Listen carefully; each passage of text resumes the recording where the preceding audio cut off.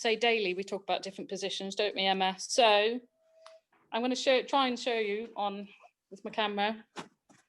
Cross cradle hold. Hopefully you can all see that. So I'm supporting the baby around the nape of the neck with my the kind of palm of my hand, my thumb uppermost, my finger there. So by doing that hold, my baby's body is in line, my arm is in line, and I've got the baby's bottom under my elbow like a set of bagpipes, if that makes sense. That baby's head is free. I'm not doing this, that kind of position. You're still supporting the head by doing that. Doing this, I often sometimes imagine trying to eat your lunch with someone's hand on your head. That'd be quite off-putting. So if you can, just kind of get into that practice of holding behind the nape of the neck. So that's cross cradle hold. Rugby hold is kind of that one. So that's your classic rugby hold. So the baby, you can see actually quite well in that picture, the baby's in that position. Just talking positions, Amy. And then upright rugby ball, I call it, where the baby's uppermost, the body's kind of alongside my body. A new favourite of mine and my colleagues.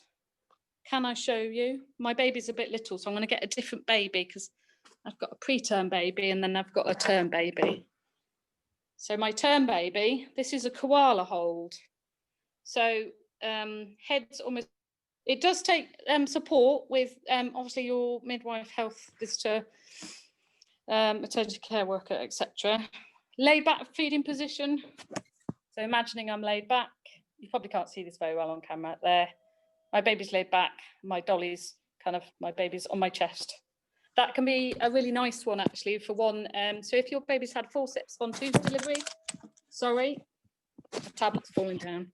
Got it all happening today. Technology, don't you love it? There, laid back feeding position. And then we sometimes, this is one that often people look at a bit strange, something called dangle feeding. Have you heard of dangle feeding, Amy? Or we can see and can you hear me? Yes, we can hear you. Oh hello. My gosh, finally connection. Nice to have you back. Thank I've just you. been chatting about different positions. Did you find any particular positions difficult, easy? I think the rugby ball. Yeah, brilliant. That was best when I first had Dolly. Yeah, where she was so tiny, it was easier to hold her in that position and was easier to latch her. That's like my husband. Yeah, I found with Indy, just normal position or koala position. Yes. Dolly likes the koala position now. It's much easier for her.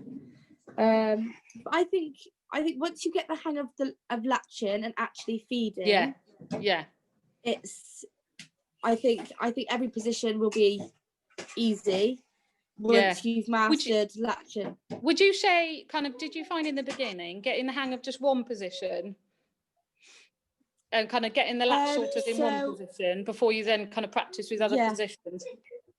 Yeah, so I always thought that this position now was going to be the easiest way to get them on, which I found so when that's they the most that's a cradle hold. I didn't find it. Yeah, but I didn't find it easier. I found the rugby ball easier.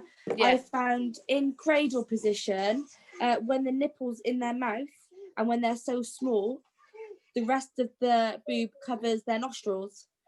And there was a fair few times that I'd be feeding and I'd be watching the TV and I'd look back and realise that it was covering their nostrils and I'd have to move it and they would take a deep breath. So I found so rugby position was a lot easier. So cradle hold is kind of that position. I'm not showing it brilliantly, but often with that one, your elbow often ends up tilting the head up into the breast tissue like that. It's interesting because it's the most instinctive for mums, so they naturally naturally find they do that. But in actual fact, if you're going to do it, it's a case of moving your arm along